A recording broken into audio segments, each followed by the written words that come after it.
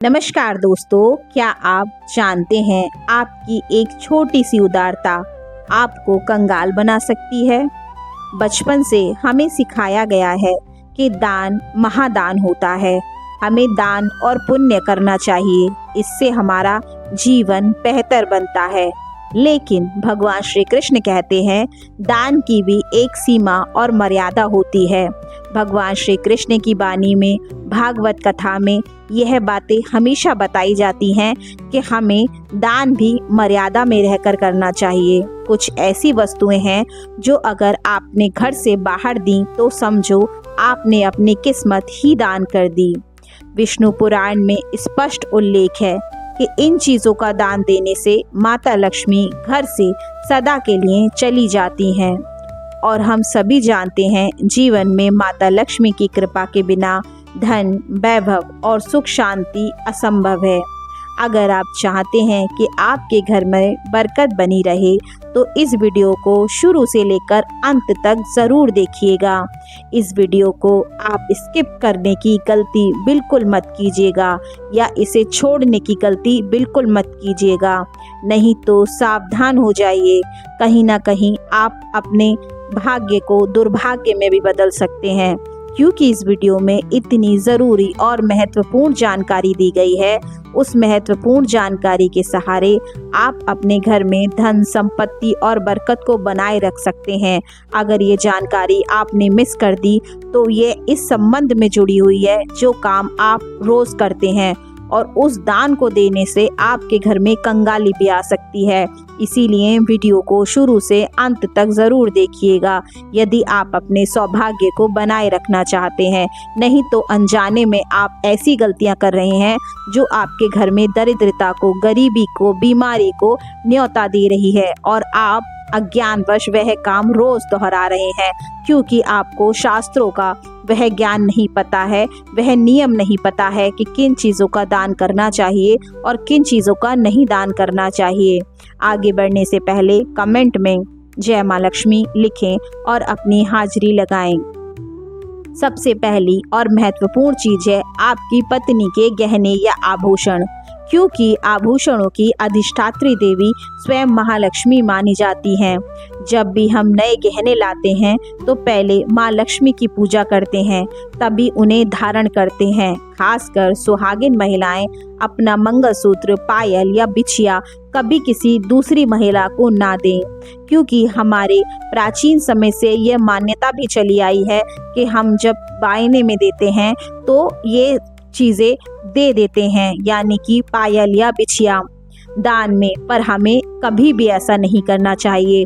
बहुत सारी पौराणिक कथाओं के अनुसार यदि सुहागिन महिलाएं अपना मंगलसूत्र, पायल या बिछिया किसी को भी दान में देती हैं तो वे अपने दुर्भाग्य को आमंत्रित करती हैं। इसीलिए हमें कभी भी अपनी मंगलसूत्र, पायल या बिछिया कभी किसी को दान में नहीं देना चाहिए।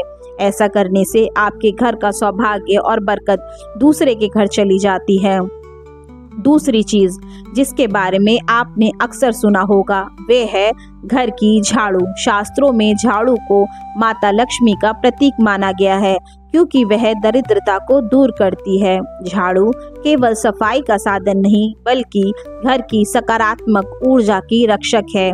यदि आप अपनी इस्तेमाल की हुई झाड़ू किसी को देते हैं तो आप अपनी सुख शांति उसे सौंप रहे हैं, चाहे कोई कितना भी करीबी क्यों ना हो। झाड़ू का दान या उधार कभी भी ना दें। तीसरी बात, सूर्यास्त के बाद सफ़ेद चीज़ों का लेन देन वर्जित है। ध्यान रखें, सफ़ेद चीज़ें, सफ़ेद खाने की चीज़ें जैसे दूध, दही, चावल या नारियल शाम के वक्त इन्हें घर से बाहर कभी भी नहीं भेजना चाहिए। यहाँ तक कि किसी को दान के रूप में भी हमें यह सफ़ेद चीज़ें सूर्यास्त के बाद कभी नहीं देनी चाहिए। पौराणिक और धार्मिक मान्यताओं में इसको वर्जित माना गया है, फिर भी हम जाने अनजाने में ऐसी गलतियां करते हैं।